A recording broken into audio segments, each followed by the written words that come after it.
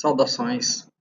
Vamos iniciar agora a quarta aula em Sistema de Controle. Uma aula muito importante que se refere ao capítulo 4. Então, o capítulo 4 trata da modelagem matemática de sistemas fluídicos e sistemas térmicos. Então, vamos agora estudar a seção Sistemas de nível de líquidos. Esse capítulo é dividido em 5 seções. Portanto, esse vídeo é apenas sobre essa segunda seção. A primeira é apenas introdutória. Aqui está a bibliografia que já mencionamos em outras aulas. Então, nesta sessão vamos estudar sistemas de nível de líquidos. Então, uma das primeiras equações importantes é relacionada à resistência, né, e à capacitância de sistemas de nível de líquido. Então,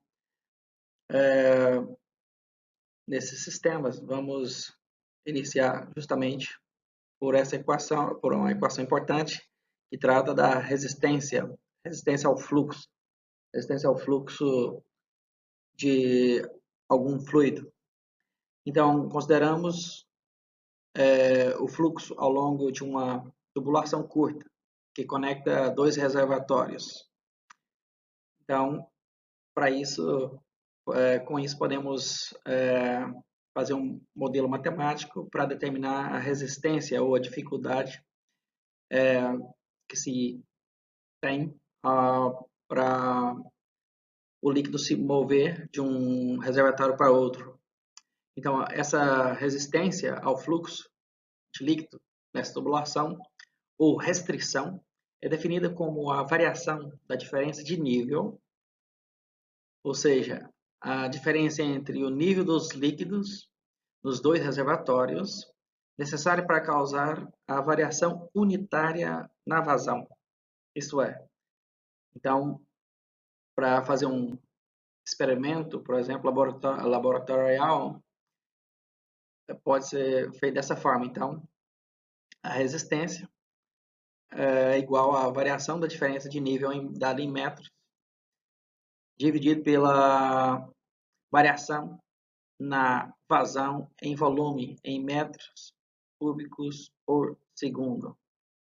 Então, essa é a definição de resistência R ao fluxo.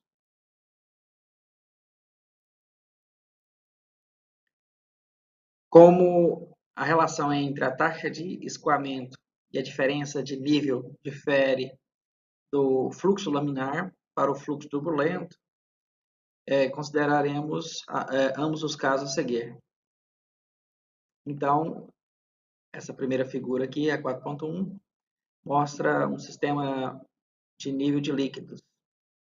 Então, aqui temos uma válvula de controle, por onde se pode encher o reservatório. Então, temos aqui Q barra, um QI, a letra Q geralmente é usada para indicar fluxo de líquidos ou algum fluxo. A capacitância do reservatório aqui, que tem uma componente aqui na altura, um H barra mais H minúsculo, né? E na saída temos uma válvula de restrição, com resistência R, né? Resistência à vazão. E aqui temos um fluxo de saída. Então, aqui na figura B, também temos aqui um método, né, para linearizar a função da altura em função da taxa de escoamento. Então, é um ponto de operação aqui. Como podemos ver, temos um delta, a inclinação dessa reta é um delta H, né? Seria desde o H barra até menos H barra, então são 2H, que é para o ângulo, né? Porque que se forma um triângulo. Então, o cateto oposto desse triângulo é a altura, né? Ou H, ou delta H, dividido pelo delta Q, que é o fluxo, né? Que é a taxa de escoamento. Então, é uma curva de altura do nível versus a vazão. Então, naturalmente que essa inclinação, o ângulo é dado pelo arco cuja tangente é RT. Cada uma dessas variáveis serão definidas a seguir. Então, considere o sistema de nível de líquido indicado na figura 4.1. Aqui eu repeti a figura. Nesse sistema, o líquido flui em uma válvula de restrição na lateral do reservatório. Se o fluxo nesta restrição for laminar, a relação entre a vazão em regime permanente e a altura do nível em regime permanente na restrição será dado pela equação Q é igual a K vezes H. Esse Q maiúsculo, esse K aqui vezes H, onde Q é a vazão em volume em regime permanente, em metros cúbicos por segundo. K é o coeficiente em metros ao quadrado por segundo. E H é a altura do nível em regime permanente, M. Então, essa é uma das equações importantes que indicam, né, a vazão Q.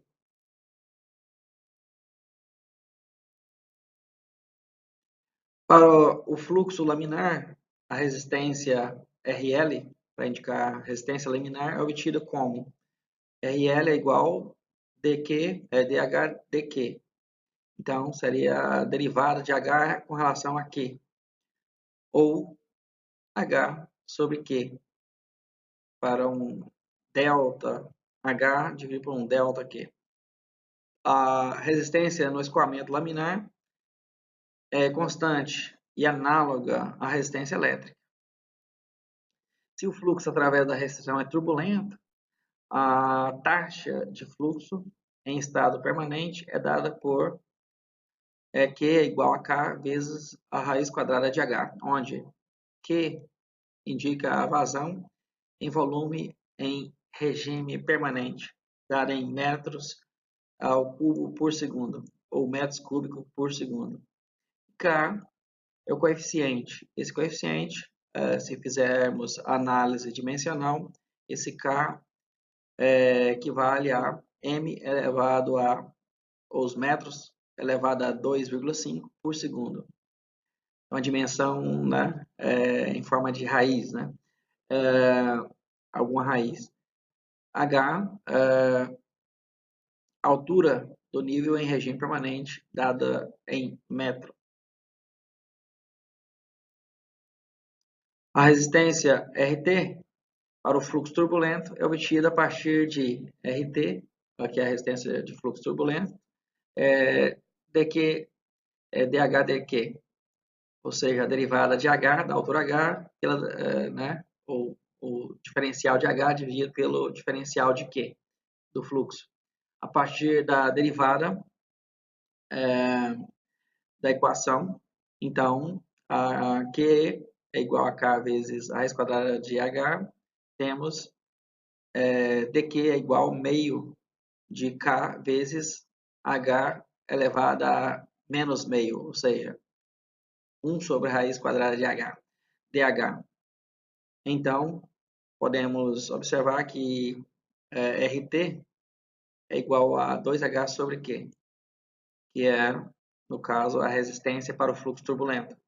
O valor da resistência RT do fluxo turbulento depende da vazão e da altura do nível do líquido.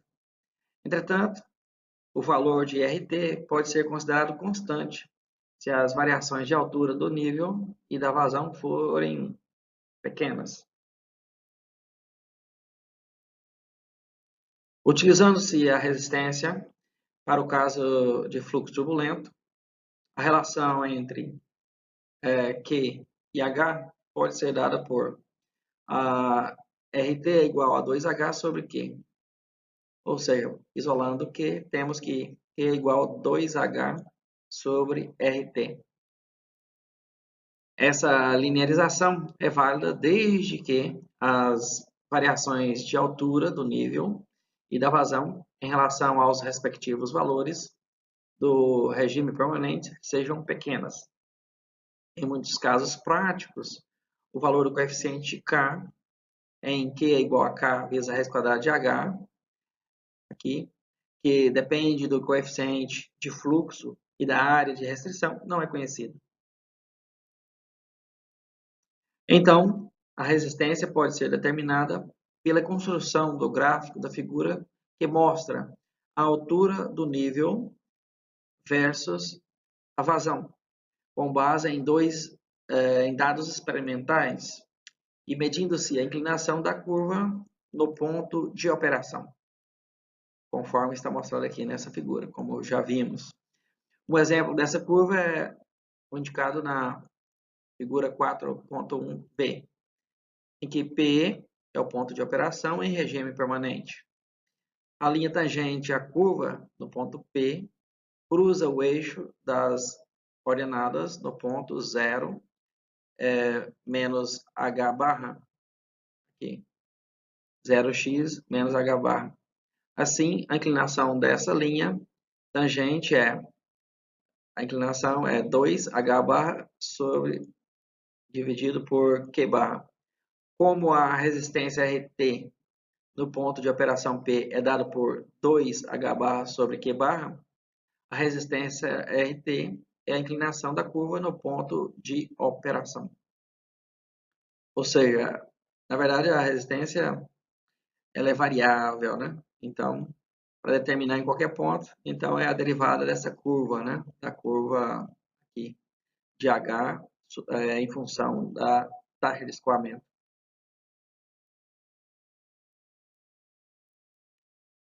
Considere a condição de operação nas proximidades do ponto P.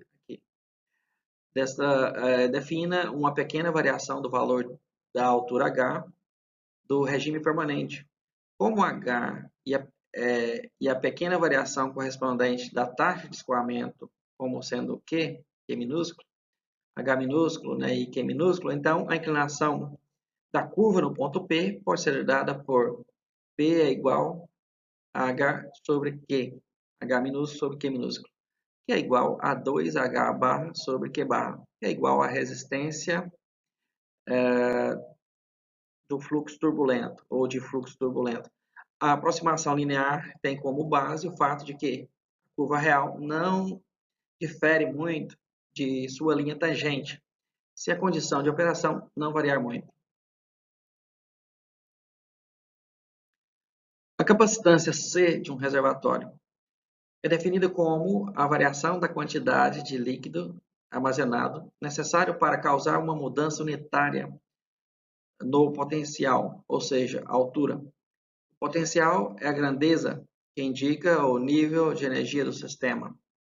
Então, a capacitância C é dada pela variação da quantidade de líquido armazenado em metros cúbicos dividido pela variação na altura m.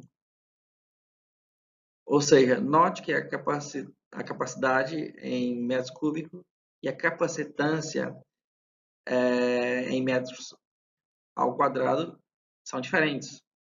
A capacitância do reservatório é igual à sua seção transversal. Se esta for constante, a capacitância será constante para qualquer altura do nível. Ou seja, se o reservatório tiver um formato, né, em forma de cone ou cônico, então essa capacitância será variável naturalmente, ou em forma de pirâmide, ou um formato geométrico, não com seção transversal constante. Sistemas de nível de líquido. Considere o sistema indicado na figura, né, 4.1a. As variações são definidas como se segue. Então, como vimos, o Q barra indica a vazão em volume em regime permanente, antes de ocorrer alguma variação dada em metros cúbicos por segundo. QI é um pequeno desvio da variação de entrada em relação ao seu valor de regime permanente, que é dada em metros cúbicos por segundo. QO, ou de output, saída, pequeno desvio da variação de saída em relação ao seu valor de regime permanente em metros cúbicos por segundo. H barra indica a altura do nível em regime permanente antes que ocorra alguma variação dada em metros. H minúsculo indica um pequeno desvio de nível a partir de seu valor de regime permanente dado em metros. Então, aqui é a figura sendo repetida.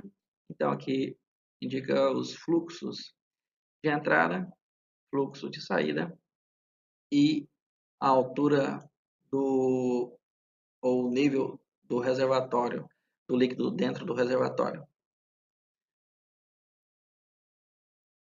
Um sistema pode ser considerado linear se o fluxo for laminar, mesmo que o fluxo seja turbulento. Alterações nas variações sejam pequenas. Com base na hipótese de que o sistema seja linear ou linearizado, a equação diferencial desse sistema pode ser obtida como se segue. Como o fluxo de entrada menos o fluxo de saída durante um pequeno intervalo de tempo, dt, é igual à quantidade adicional armazenada no reservatório, temos a seguinte equação. CDH é igual QI menos QO, que é o fluxo de entrada menos o fluxo de saída, dt. Então, temos uma equação diferencial que representa um sistema, né, linear. A partir da definição de resistência, a relação entre QO minúsculo e H minúsculo é dada por QO é igual a H sobre R, onde esse R é a resistência ao fluxo. A equação diferencial desse sistema para um valor constante de R torna-se R vezes C vezes dH/dt mais H minúsculo é igual a R vezes QI minúsculo. Então, observe que RC é a constante de tempo do sistema, assim como no circuito elétrico. Tomando a transformada de Laplace de ambos os membros da equação acima e considerando condições iniciais nulas, obtemos para QI, né, também devemos considerar QI ou fluxo, considerado como a entrada e H como a saída. A saída é a saída, não saída de líquido, mas a saída de um sistema de controle ou a saída que estamos monitorando, né? Devemos pensar dessa forma. Então, obtemos aqui, entre parênteses, R vezes C vezes S, que é no domínio da frequência, mais 1, vezes H de S, que é igual a R vezes Q maiúsculo I, que é de entrada no domínio S. Agora, colocando a saída H, a saída, no caso de quem se monitora, não é a saída de líquido, pela entrada, né, ou seja, saída pela entrada, QI de S, domínio S é igual a R sobre RCS mais 1. Ou seja, essa é a função de transferência desse sistema. Se QI for considerada como a entrada e QO como a saída, QI, naturalmente o I indica input e QO output. É necessário usar a seguinte equação no domínio da frequência. Então, como QO de output é igual a H minúsculo dividido por R, então no domínio da frequência, fazendo a transformada de Laplace, então QO em função de S é igual a H em função de S dividido por R. Agora, ao substituir essa equação na equação abaixo, a equação abaixo aqui é H de S dividido por HI é QI de S é igual a R dividido por RCS mais 1.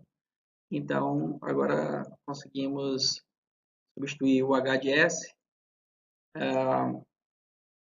Podemos substituir o H de S aqui na equação de baixo e fazer ou isolar, né, o valor de Q de saída dividido pelo Q de entrada. Então, a relação do fluxo de saída dividido pelo fluxo de entrada é igual a 1 sobre RCS mais 1. Sistemas de nível de líquido com interação. Então, considere o sistema mostrado na figura 4.2. Nesse sistema, os dois reservatórios interagem. Assim, a função de transferência do sistema não é o produto das funções de transferência de primeira ordem. Então, aqui temos dois reservatórios, sendo que existe uma interligação entre os dois e estão ligados por uma resistência RI1. Um reservatório tem o nível em H1 barra mais Hzinho 1 e o outro reservatório, o reservatório 2, tem o nível H2 barra mais Hzinho 2. Então, o Q barra maiúsculo indica a vazão em volume em regime permanente. O H1 barra indica o nível de líquido do reservatório 1 em regime permanente. O H2 barra indica o nível de líquido do reservatório 2 em regime permanente. A seguir, vamos admitir apenas pequenas variações das variáveis a partir dos valores de regime permanente, utilizando os símbolos definidos na equação, na figura 4.2, podemos obter as seguintes equações para esse sistema. Então, a primeira equação é que uma pequena variação H1 menos H2 dividido por R1 é igual ou proporcional, né, igual ao fluxo Q1. Então, aqui H1, uma pequena variação, dividido por H2, dividido por R1, maiúsculo, é igual ao fluxo Q1. Ou seja, como se fosse uma fonte, duas fontes de tensão. Então, ou a lei de Ohm, a variação das tensões ou do potencial dividido pela resistência é igual à corrente, né, que é o fluxo. Então, uma equação da capacitância, C1, a derivada, o diferencial de dH1 dt é igual a Q menos Q1. Q menos Q1 para o primeiro tanque. Então, se houver uma diferença de fluxo entre a entrada aqui e a saída aqui, Q1, então isso se reflete em uma variação do nível do reservatório, que deve ser integrado, né, de acordo com a capacitância fixa, né, C1, para um reservatório cuja a seção transversal seja fixa, né, constante. Outra equação importante é H2 dividido por R2, que é a resistência 2, que é a resistência de saída aqui do reservatório 2. Então, H2 é o nível do reservatório 2, é igual a Q2, que é o fluxo aqui na saída do reservatório 2. C2, agora a relação como se fosse da capacitância elétrica, né? em elétrica. Então, C2 dH2 dt é a variação do fluxo, Q1 menos Q2, ou seja, a variação do fluxo, ou seja, a diferença do fluxo que entra aqui através de R1 menos o fluxo que sai por R2, como está aqui. Então, isso causa, né, uma variação da altura do nível do reservatório 2. Então, essa é a equação que pode ser utilizada. Então, temos 4 equações agora que pode modelar esse sistema com entrada, né, fluxo de entrada, 2 tanques e 2 resistências que interligam uma resistência que interliga um tanque, o reservatório 1 com 2 e uma resistência de saída. Se Q for considerada a entrada e Q2 a saída, a função de transferência do sistema será, então, colocando esse sistema tudo no domínio da frequência, através da transformada de Laplace, e fazendo a razão de Q2 sobre Q no domínio S, no domínio da frequência, então obtemos essa expressão. Então, obtemos um sistema de segunda ordem. Então, podemos observar aqui que aqui tem S ao quadrado e uma constante, uma multiplicação de constantes, R1 vezes C1 vezes R2 vezes C2, vezes S ao quadrado. E aqui um termo de primeira ordem, R1 vezes C1 mais R2 vezes C2 mais R2 vezes C1 vezes S. Então, essa é a função de transferência que relaciona o fluxo 2 com o fluxo de entrada. Procedimentos para criar o diagrama de blocos a partir das equações fundamentais e simplificar até se chegar à expressão acima.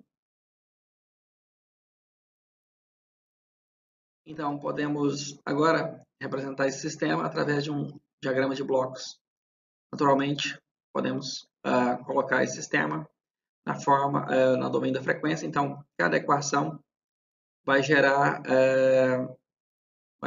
uma parte do diagrama de blocos.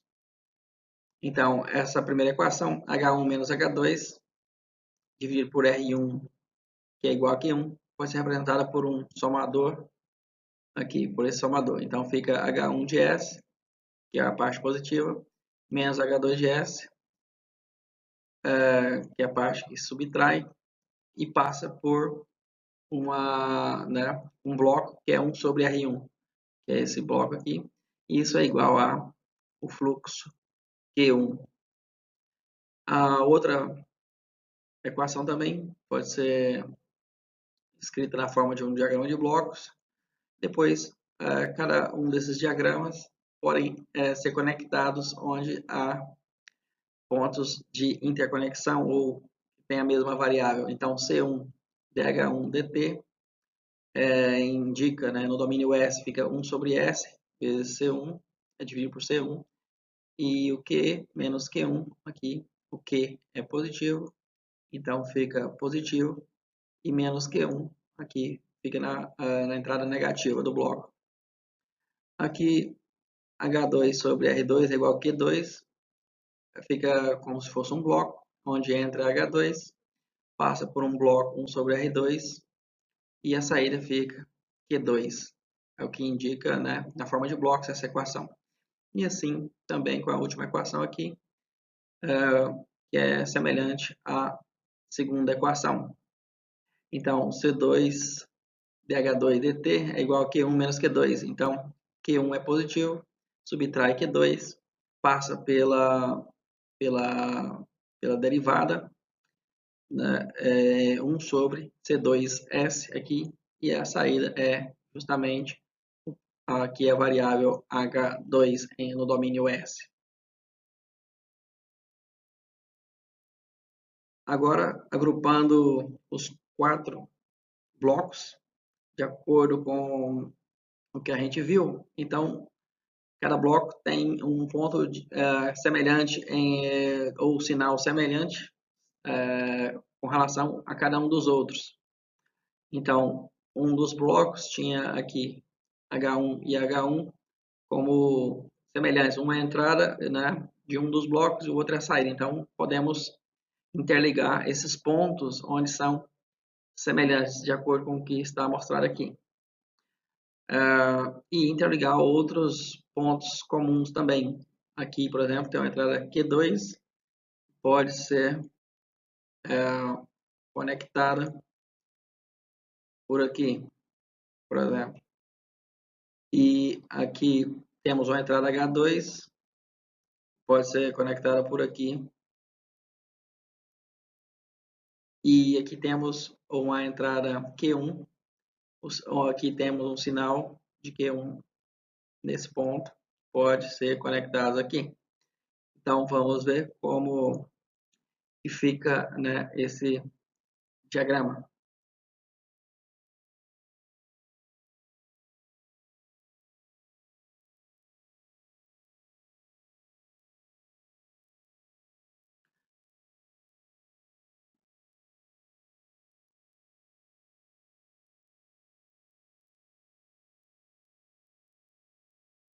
Fazendo, né, passando esse sinal de baixo para não se cruzar, do lado de cima, desta forma. Então, esse é o diagrama, né, na forma final, onde todos esses blocos das 4 equações estão interligados e representa a saída do fluxo Q2 sobre, né, a entrada ali QS.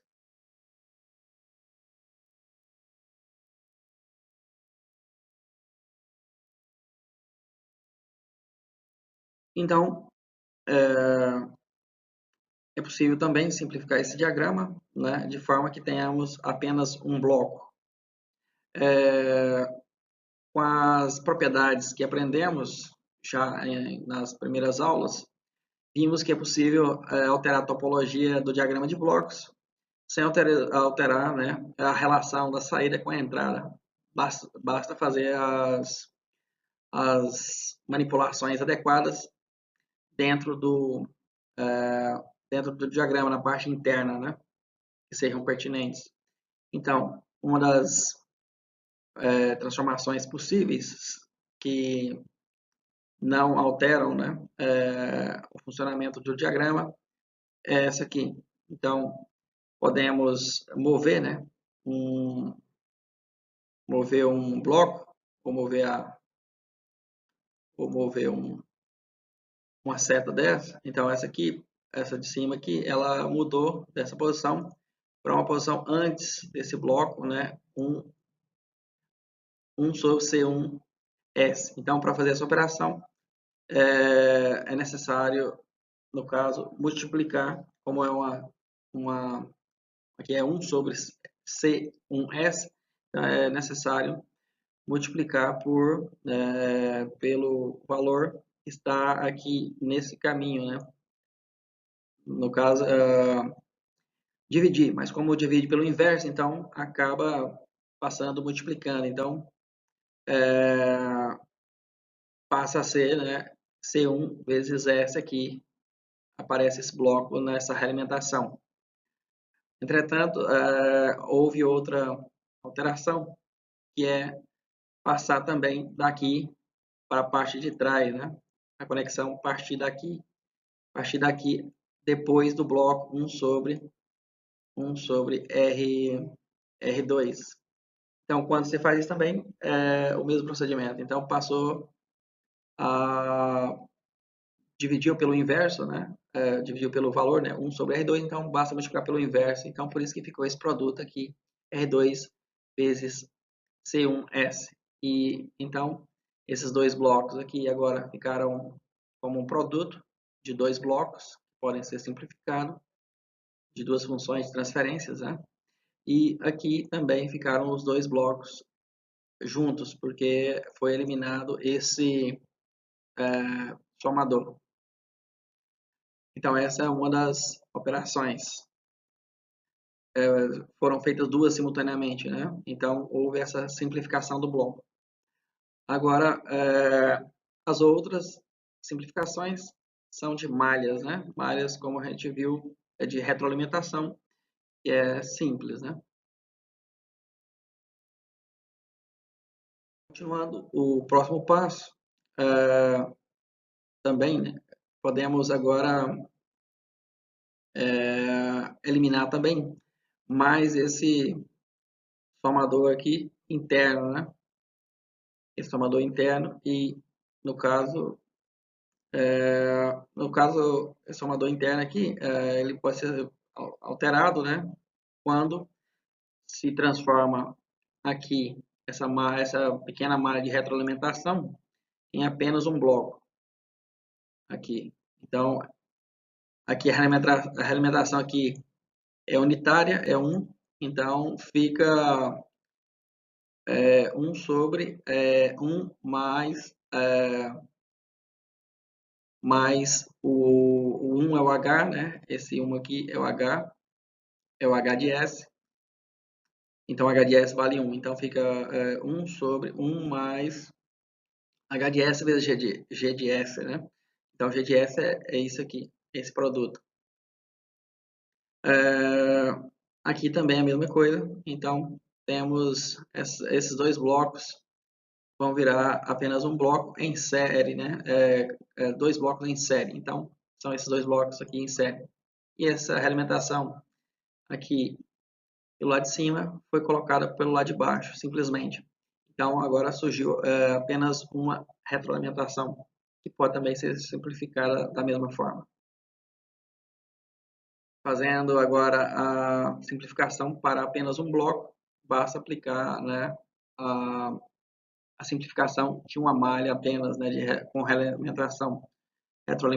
Então, a expressão final que obtemos é essa aqui, que é a razão, né, a razão entre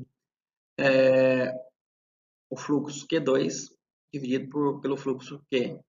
Então, essa equação diferencial é a equação de segunda ordem, onde temos aqui um termo em S ao quadrado, um termo em S aqui, mais um, que é o termo de grau zero, de ordem zero. Então, assim, conseguimos gerar uma expressão que consegue descrever todas as relações do nível de cada um dos reservatórios e, assim, ao final, obter a expressão geral de como é afetado o fluxo Q2 sobre o fluxo Q.